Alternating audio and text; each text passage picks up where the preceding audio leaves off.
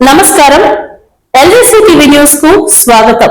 టీడీపీఎల్పీ సమావేశంలో ముఖ్యమంత్రి నారా చంద్రబాబు నాయుడు మాట్లాడుతూ మార్చిలోగా నామినేటెడ్ పదవులు మే నెలలో జరిగే మహానాడు నాటికి పార్టీ కమిటీలు పూర్తి చేస్తామని ముఖ్యమంత్రి నారా చంద్రబాబు నాయుడు అన్నారు.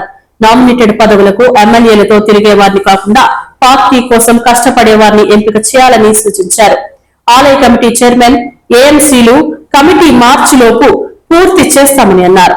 సమర్థులకే కోఆపరేటివ్ అధ్యక్ష పదవులు ఇవ్వాలని, ఎమ్మెల్యేలు, ఎంపీలు నామినేటెడ్ పదవుల కోసం ప్రతిపాదనలు పోర్టల్లో వెంటనే పెట్టాలని, మీరు ఇవ్వాల్సిన డేటా మీరు ఇవ్వకుండా పదవులు అంటే కుదరదని అన్నారు.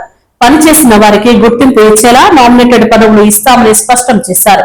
ఎప్పుడూ లేని విధంగా పార్టీ సభ్యత్వాలు కూడా కోటి దాటాయన్నారు.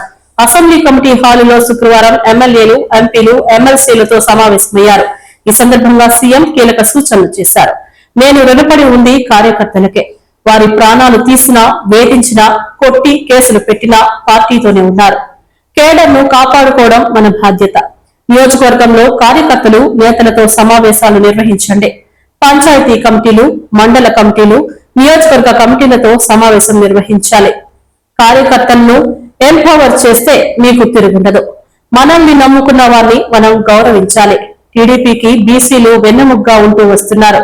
అందుకే ఎస్టీ, ఎస్సీలతో పాటు బీసీలకు కూడా ఇంటి నిర్మాణానికి 50,000 అదనంగా ఇవ్వబోతున్నాము. దీనికి 2,000 కోట్లు అదనంగా ఖర్చు అవుతుందని అధికారులు చెప్పారు. ఎంతైనా పర్వాలేదని ఈ నిర్ణయం తీసుకున్నాం అని సీఎం అన్నారు.